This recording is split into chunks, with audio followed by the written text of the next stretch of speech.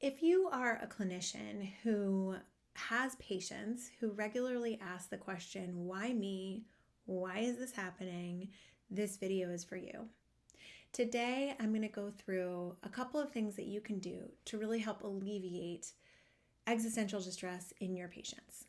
Hi, I'm Jane from Chaplain Connect, where we help patients, caregivers, and clinicians find greater comfort, community, and knowledge.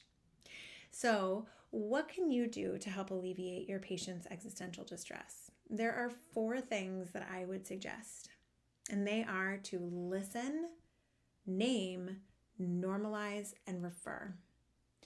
So you can actively listen to your patient when they start asking existential questions like, why me, or why is this happening?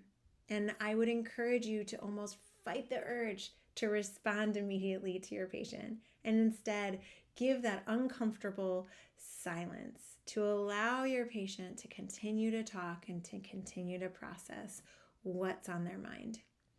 If you want to respond, I would encourage you to respond in ways that are really minimal. Things like, wow, that sounds like a lot, or gosh, I'm so sorry. Oh, aw, really minimal. And all of that will help the patient to just keep talking and keep telling you what's really on their mind. When we interrupt and interject, it actually disrupts people's thought process. And so when you're silent, you're able to really hear what they're thinking in their mind and their thought process. It'll give you a lot of information about your patient.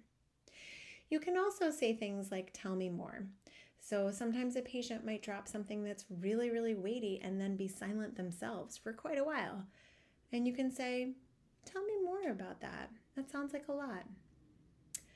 So first and foremost, actively listen to your patients. And when you listen to your patients, you're going to hear a lot of emotions. So the second thing is to name those emotions. So you can say things like, gosh, I hear that you're asking a lot of why questions. Is that right? Or, it sounds like you're really sad about this. Or, gosh, it seems like you're really worried. Is that right? So what you're doing is you're naming those emotions. You're naming existential distress. You're naming sadness, you're naming anxiety, whatever it is, anger, frustration, whatever it is that comes up as your patient talks, you can just name those emotions gently. And then the third thing that you can do right on the heels of that is to normalize what they're going through. Wow, so many of my patients who, have this type of illness face the same thing. Or, you're not alone. I hear this from so many people. Or you could say something like, yeah, anyone going through this would definitely feel something like that. Sometimes I even say some things like, gosh, if you weren't upset right now, I think I'd be a little concerned because this is such an upsetting situation. So just really normalizing what they're going through. This is normal what you're going through. Then the last thing is to refer.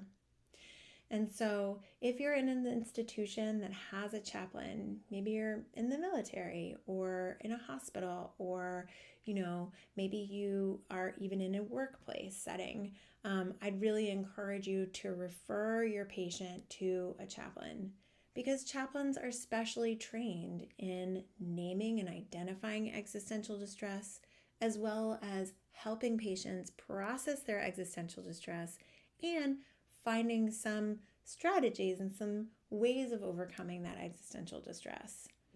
And meeting with a chaplain can allow a patient to really have the time to explore all of the pieces of that existential distress.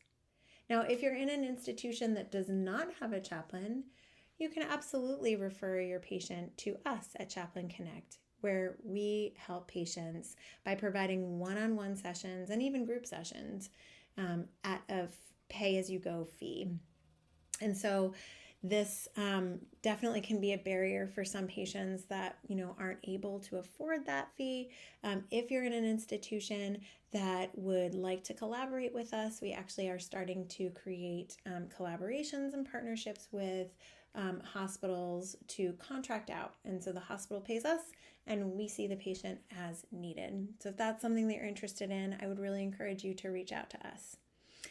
I hope that this has been helpful. for you in thinking through how you can alleviate existential distress in your patients. Thank you so much for thinking about this, for being so dedicated to your patients. You must be a really good clinician if you're watching this and spending the time learning how you can help your patients. I so thank you for the work that you do, and we look forward to getting you more information that is helpful to you. I'd encourage you to put in the comments some other topics that you would like us to address as well.